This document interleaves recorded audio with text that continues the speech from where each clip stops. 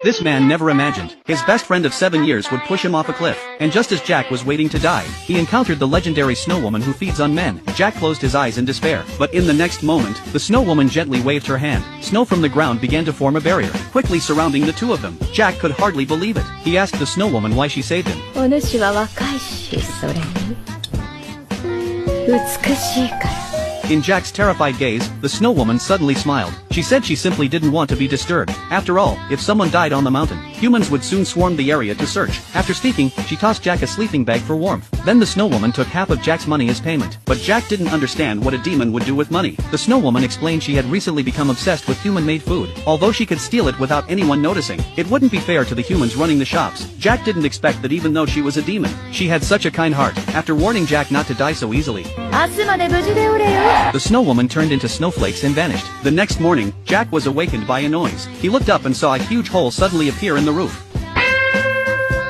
おう、生きておったな。よし。 For the first time in his life, he was carried like a princess. Jack couldn't help but blush. On the way, the snow woman warned Jack not to tell anyone about her. Otherwise, no matter where he ran, she would hunt him down. Jack immediately promised to keep the secret. Meanwhile, the friend who pushed Jack off the mountain was still pretending to file a report. Just as he was putting on a show of brotherly concern, Jack, who was supposed to be dead, came back alive. Jack immediately exposed his friend's crime. When questioned by the police, Jack also learned the reason behind the betrayal. It turned out the girl his friend liked had a crush on Jack. He was extremely jealous, but Jack didn't even know who the girl was, and his complete indifference drove his friend to murderous intent. 10 years flew by. Jack thought he'd never see the snow woman again, but one day, he happened to spot a familiar figure on the street. Jack didn't call out. Instead, he sat beside the snow woman with an ice cream in hand, and began telling the story of how she once saved him. Even though 10 years had passed, the snow woman recognized Jack instantly, because demons remember not by appearance, but by unique aura and scent. But this time, the snow woman was furious. She had once warned Jack not to tell anyone he had met her, but Jack calmly explained he was just chatting with the person involved. The snow woman was stunned. She didn't expect Jack to still remember her face after 10 years, but Jack said he would never forget his savior.